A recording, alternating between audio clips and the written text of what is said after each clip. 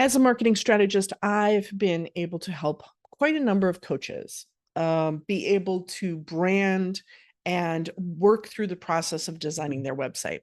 And although I'm not a website designer, I've picked up a few lessons. One of the big things and the terminology that you're going to hear when it comes to the website is above the fold. Now, that goes back to newspaper times when, right, the headline was above the fold of the newspaper. So basically what it means in website terminology is when you land on a web page, what's the first thing that you see on a desktop monitor, laptop monitor, computer? That first little part. That is a huge asset to the website. It sets the tone. Now, one of the big mistakes that I see coaches make frequently is they use this to talk about themselves, to introduce, hi, I'm Laura. I'm a marketing strategist and the host of the Raving Coaches podcast. Nobody cares. That's not why they came to your website. They did not come to your website to meet you, to have you tell them a story about your qualifications. Nope. They came to your website because currently they are having a problem. Do you know the problem your clients are trying to solve? If you don't, that's a problem for you. If you don't know the problem that they're trying to solve, then you don't know how to talk to your clients. And this above the fold space, this should talk about the problem your clients are trying to solve, the problem they want to throw money at right now. What's the problem they want to throw money at? And it should speak directly to them. It could be a bold statement. It could be a question. It can be phrased a lot of ways, but it needs to, it is right. It is the bait. If we're fishing, it's the bait that gets them to scroll down further. Then the next piece expands on that, this above the fold, directly talking to the problem they want to solve. The next piece opens it up a little bit more. If we're fishing, it's when I shake the little bait just a little bit. Jiggle, jiggle, jiggle. Yeah, I'm alive. I'm not a hook. It is the hook. It explains it a little bit more. Not talking about you yet. Talking about the problem your clients have. From that point on, your website can go a number of different directions and you can design it very differently. But the main focus on that main page needs to be to hook them in, because they land there and they go, oh my, it's exactly what I've been waiting for. It's exactly what I've been looking for. This person describes the problem that I'm having so clearly.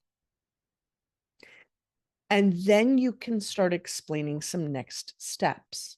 Having a clear next step in your website is huge. I want you to think about your website a little bit like a choose your own adventure book. If you're a person of a certain age, you're going to know exactly what those are. But where do you want them to go? Giving them on that front page a couple of options of things that they can explore. It's like, is it this choice and exploration, or is it this choice? Might take them to other pages. What I see frequently, mistake number 2 of websites for coaches, is that title bar across the top has about 8 or 9 different choices on it. And then each of those choices has a drop-down menu of more options and more things to talk about. And people get lost in your website. It's a website, not a book. What are the 2 to 4 different options, different ways that you want your client to connect with you? If you're a coach, maybe it's right, a discovery call. Whatever you call your discovery call is fine. I think not just calling them discovery calls, but having them focus in on what the client, again, back to that problem, back to the problem. Maybe that's one of them. Book a discovery call with me. Maybe you have a lead generator, and that's another great tool. Do you know what your lead generator is going to be focused on? You're so smart. Yes, it's the problem that they want to throw money at. Maybe it is a way of connecting with you and learning more about you. Doesn't cost them any money. It's a way for them to snoop on you. So perhaps that's video content, a blog, podcast that you have, some other ways that they can snoop around on you. And then problem number 3 that I will talk about when it comes to coaches' websites is underutilizing testimonials. I want to see those testimonials on that first page, and I want you to curate those testimonials. Laura, how do I curate those testimonials? Sometimes we get those testimonials back from our clients and it's like, ooh, I love this line, but this kind of gets a little weird and rambly and I don't really want to post it.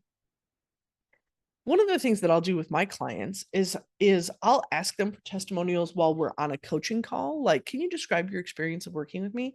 Then I take that transcript and utilizing their own words and maybe doing just a little bit of editing. I turn it into a great testimonial. I send it over to the person and I say, based on that conversation today, this is the test. This is what kind of what you said.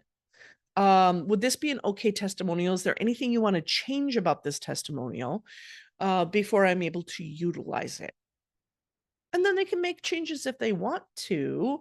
But see, I am getting them to say a little bit more in line with what I want them to say, a little less rambly, a little bit more dialed in and ready to post on that website. Those are 3 mistakes that coaches make when it comes to their website. Time to go visit yours. And friends, if you do not know, if you cannot just so clearly articulate the problem your clients have, and in reality, your clients right now, all of your clients right now have 3 problems. 1, 2, 3. If you don't know what those problems are and how you uniquely solve them,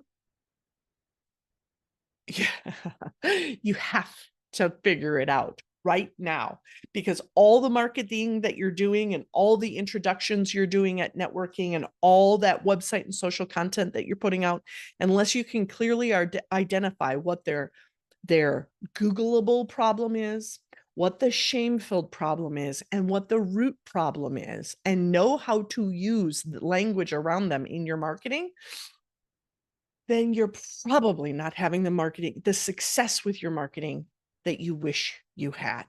I do have a course that's called Stop Calling Yourself a Coach, Start Telling People What You Really Do, where we dig into, very simply, those 3 problems your clients have. It's a self-study coach. You can check it out. I'll drop the link below.